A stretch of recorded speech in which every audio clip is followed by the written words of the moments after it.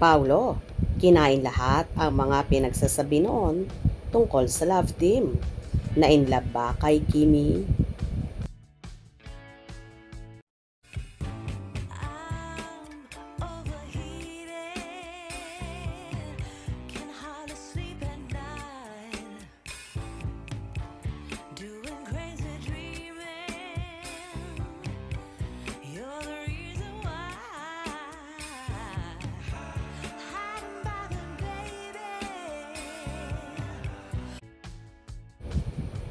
Kamakailan nga ay nabash ng gusto ang kapamilya actor na si Paolo Abilino dahil sa mga nagdaang interview sa kanya kung saan nagbitaw siya ng mga salita regarding sa love team.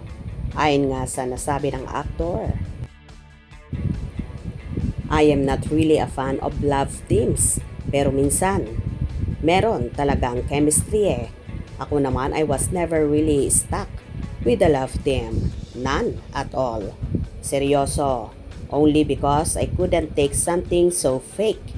Yung kahit off-cam, you need to be sweet to your kapartner. You need to be holding hands. You need to give flowers.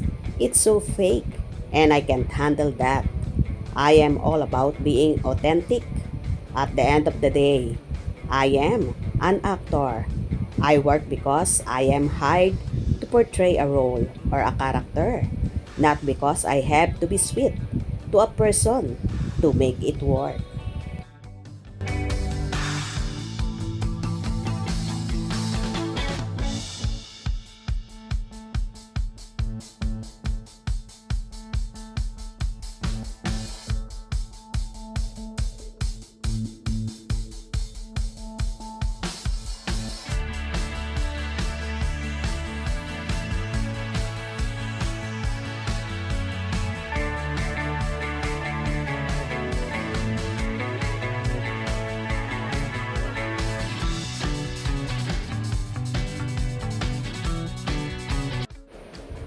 Ano nga ba meron ng isang Kim Chiu na tila napabago lahat ang meron si Paolo Abilino?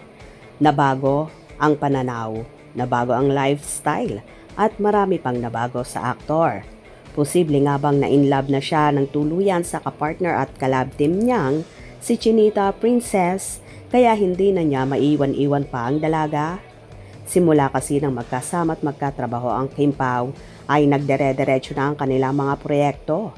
Kagaya na lang ng Linlang na ngayon ay top 3 most watch sa Netflix at ang kanilang first movie na My Love Will Make You Disappear na number 1 din sa Netflix at ang Philippine adaptation na What's Wrong with Secretary Kim na nagpakilig sa marami at may bago nga silang series na ginagawa ang Kim Pao ang The Alibay na so excited na ang lahat.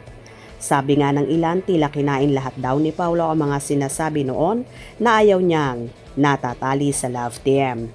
Well, isa lang naman ang masasabi ko dyan. Nababago ang panahon, nababago ang feelings. Kaya isa yan marahil kung bakit ayaw na niyang iwan pa si Kimi. At bukod pa dyan, ay nakapila ang mga proyekto pa nilang gagawin na iba't ibang directors at mga producers ang mag-handle sa Kim Pao at one thing na sinisigurado ko lang ay ayaw nang pakawalan pa ang dalaga dahil in love na siya ng todo kay Kimi at ayaw niya itong mapunta pa sa iba. Correct ba ako doon mga ka-Kim Pao? Ano sa palagay nyo? Kayo nang bahalang humusga. Hope you enjoyed. Please subscribe for more info.